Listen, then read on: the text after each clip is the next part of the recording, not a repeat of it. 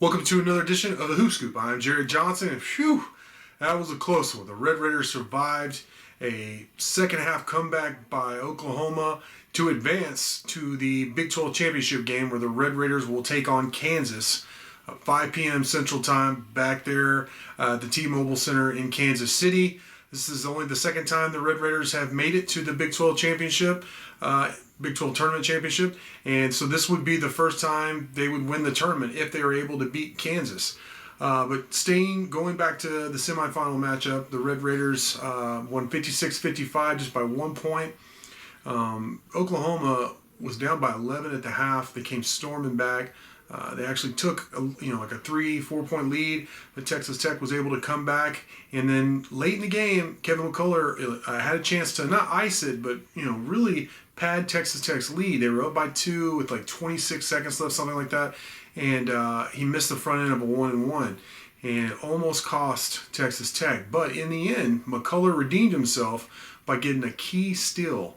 Where Gibson, who had been a terror against Texas Tech, especially in that game in Norman, it looked like he was driving. A second free throw was missed. It was a 1 point game. The ball got batted out past half court. He drove in the lane, and McCullough came in. Just classic Texas Tech help, and got a clean steal as time expired to give Texas Tech the win. So McCullough redeemed himself from that missed front end of the 1-and-1, and he was visibly upset. He kicked a chair during a timeout after that, and who wouldn't be? Anybody in that situation would be upset with missing a free throw late in the game like that, because he is a such an important part of this team and such a good player. But there's a couple of things that stood out about this game. Whereas in the quarterfinal matchup where Texas Tech, they dominated Iowa State pretty much across the board, but they really dominated in the paint, especially on the boards, and then scoring in the paint. I think it was like 42-14 advantage. It was something ridiculous like that. That was not the case against Oklahoma. Actually, they got rebounded by the Sooners, and then also Oklahoma outscored them in the paint 26-22, but the rebound margin was 36-24 in Oklahoma's favor. So that's normally when Tech gets beat on the boards like that, that signals trouble, and it almost was. But the Red Raiders got a balanced scoring performance. Once again, this is one of the real strengths of this team. You can't just single out one guy, because there's several guys who can have a big night or get in double figures. And you had Kevin O'Bannon with 11. You had Davion Warren with 11, and he had 3 assists as well and 3 rebounds. But he also had 3 turnovers. So actually had 4 turnovers. But Shannon had 4. Bryson Williams had 9, so he was almost in double figures. Dallas Arms was good, especially early. He had 9. Marcus St. Silva had 6. So, balanced scoring effort. You had 4 guys right around double digits. And then Kevin McCullough did a little bit of everything, as he normally does, to advance. So, bottom line is the Red Raiders are in the Big 12 tournament championship game. They're going to take on Kansas. This is a team they split with. They beat them handily in Lubbock, shorthanded early in the Big 12, early in Big 12 play. And then when they went to Kansas, it was a battle in Lawrence, double overtime game that the Jayhawks were able to pull out. Really looked like Tech had a opportunity to win that game. First off, they were down big 12 points.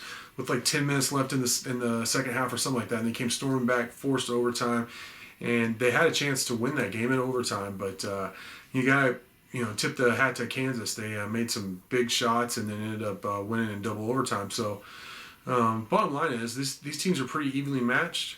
Kansas had a much easier route. I say that. They played West Virginia, who hadn't been very good in the quarterfinals. But then they had TCU, who has been good, especially here recently. And they were impressive against the Horned Frogs. So, obviously, with it being in Kansas City, Kansas being the program it is, Bill Self's a great coach. Texas Tech has their work cut out for them. But it's the championship game. Of course, you're going to play a good team. And what an accomplishment it would be to win the Big 12 tournament championship. You're already there, might as well win it. So it'll be interesting to see if that will change the seeding or not. And I think it could pump them up to a 2 seed if they were able to win the Big 12 championship. But I'm not on the committee, so we'd have to see.